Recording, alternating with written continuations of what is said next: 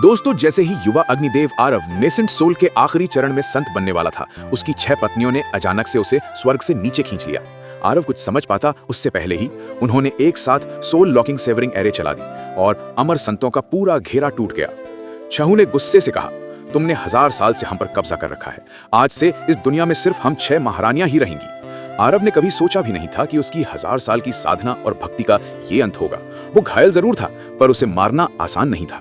उसने अपनी सारी आध्यात्मिक शक्ति जुटाई और अपने ही खून को मंत्र की तरह इस्तेमाल करते हुए समय और स्थान को उलट दिया।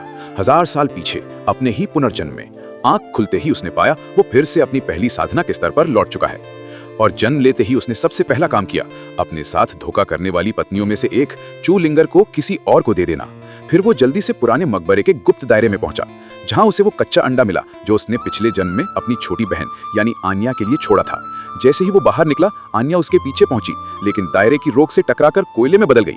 अंडे के अंदर जो दुर्लभ गोली थी वो पहले ही ली जा चुकी थी, इसलिए इस जन्म में सिर्फ आरव ही उस शक्ति को जागृत कर पाया।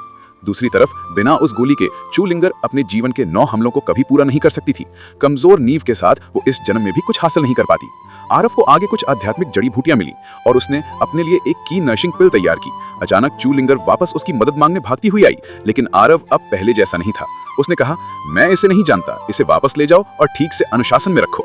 कल्टीवेटर उसे जबरदस्ती खींच के ले गया। आरव को अपनी पिछली जिंदगी की पत्नी को संघर्ष करते देखकर कोई दुख नहीं हुआ, लेकिन जैसे ही चूलिंगर मरने वाली थी, उसे बचाया आरव की गुरु बाई क्यू लान ने। होश में आते ही चूलिंगर रोते हुए कहने लगी, मुझे आरव से मिलाइए, मैंने उसका गलत मतलब निकाला था। तभी उसके बड़ों ने बताई सच्चाई। आरव कभी उसे बंधन में नहीं रखना चाहता था, वो सिर्फ उसे बचाने की कोशिश कर रहा था। सच जानकर वो पछतावे से भर उठी और आरव से माफी मांगने के लिए बेचैन हो गई, पर तब तक देर हो चुकी थी। आरव अब सिर्फ अपनी साधना पर ध्यान दे रहा था। उसने भावनाएं, मोह सब पीछे छोड़ दिया।